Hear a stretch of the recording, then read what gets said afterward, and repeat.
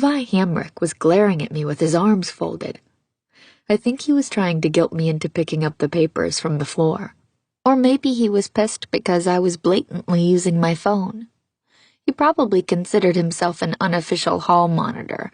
He was that big of a geek. I pretended I didn't see him and disappeared into the crush of student observations and pictures all day long.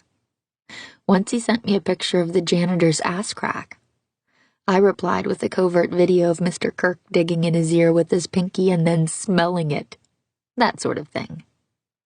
A couple of times I'd send Jesse a joke between periods and hear him laugh at whatever I'd written from somewhere down the hall, and I'd be soaring on cloud 9. Entertaining Jesse became my one and only focus. I totally slacked on my history quiz. I blew off grabbing pizza at Minio's with Morgan and Elise when they scored an off-campus pass for lunch. The only thing I cared about was making sure I sent him something funny, or clever enough to make him want to write me back one more time.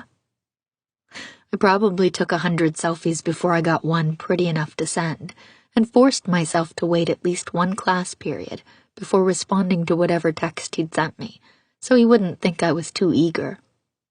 But whenever my phone buzzed with a new message from him, I'd feel absolutely euphoric.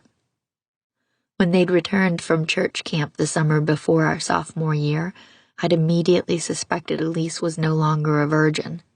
Morgan would neither confirm nor deny it for me when I straight up asked her, which I took as confirmation that Elise had, indeed, lost it. Elise would never tell me herself. Morgan promised me she was definitely still a virgin, but admitted doing stuff with a boy named Douglas Bardugo she had also met at camp. Thankfully, she was much more forthcoming with info, and she stayed up an entire night answering even my most insanely personal questions. Okay, but what if a guy tries to go to third base with you after you just peed? Shyly, but also with a level of clinical maturity reserved for teaching toddlers the actual names of their private parts. I remember leaving her house the next morning, feeling exactly that way. Like an inexperienced kid. And nearly 2 years later, I still basically was. That's why I initially kept Jesse's texts a secret from my friends. I was ashamed of how much each one meant to me. Also, as amazing as it felt to have Jesse's attention, I knew every text could be the last. He'd been driving a sophomore girl with insanely large boobs to and from school up until a few weeks ago, but I'd noticed that she was back to riding the bus. I still couldn't assume he was single, because Jesse also had a long-standing thing with another senior named Victoria Dunkel. They were on and off, but it wasn't drama.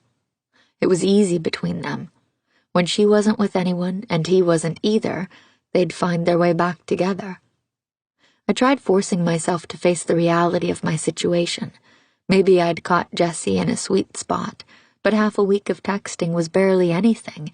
If I added up the actual number of texts sent and received, it felt a lot longer. But that kind of crazy girl math just made me seem, well, crazy.